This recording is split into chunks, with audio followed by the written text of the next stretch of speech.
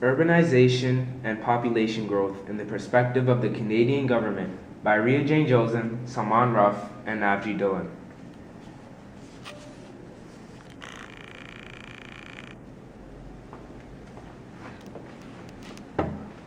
One problem that the government and citizens of the country might face in the near or far future concerning urbanization and population growth in the social and economic aspect is that there are too many elders, which whom are from the baby boomers generation.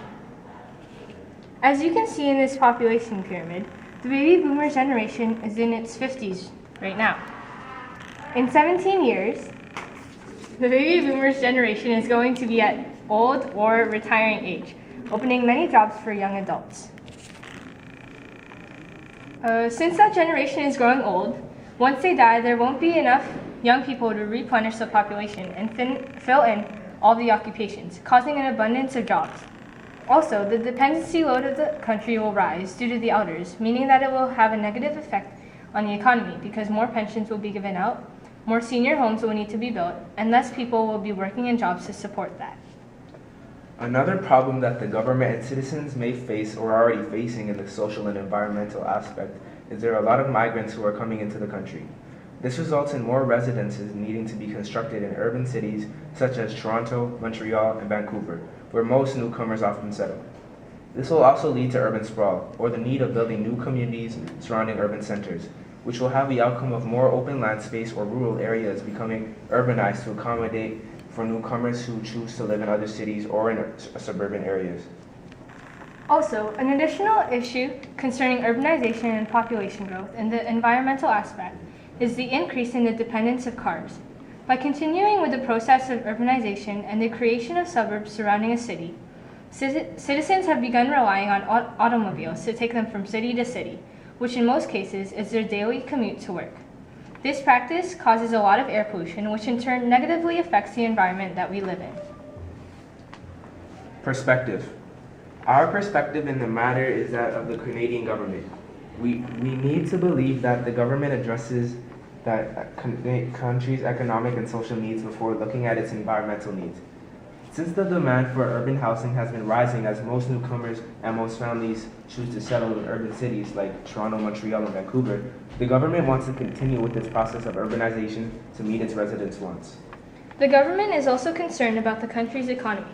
By continuing to metropolitanize rural and open space areas, the government will be able to create residences and office buildings in its place, which will help to better Canada's economy. This will lead to the start of a multiplier effect in the area, due to those newly constructed office buildings and the addition of new businesses, which will allow the economy to grow even more.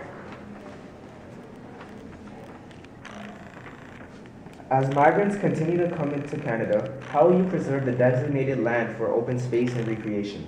What will happen in the future, and would more space be needed yet there's no more space available to be built on? How do you expect to meet the needs of the population when a large margin is in the dependency load and will continue to grow over the years? Due to the rising population because of a higher immigration rate, how will you manage the increase of people in an already condensed environment, such as Toronto or another CBD? Wordle. We created a Wordle to emphasize some keywords and geographic terms related to the topic of urbanization and population growth. These terms help us understand these topics a bit better. Solution. Although urbanization can be a great thing, it has its flaws as well.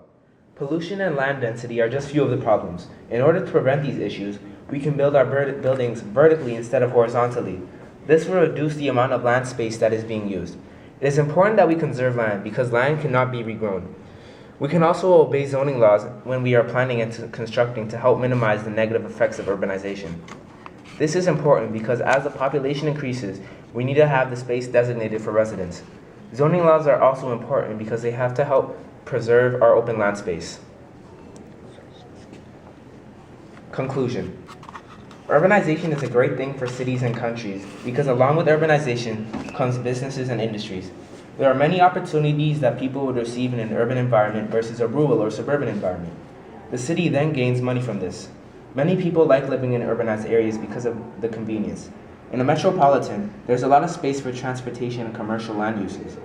Not only does this help with the convenience to residents, it helps with the economy. An urbanized area also attracts people to live there, which has a part in strengthening the community and, more importantly, the economy. To conclude, Canada is a great place because of how the country has developed and adapted through urbanization to meet the people's needs. Materials.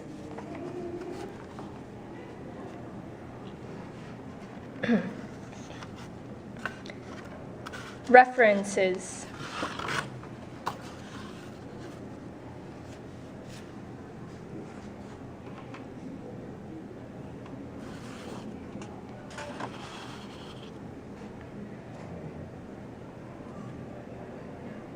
Thank you for listening.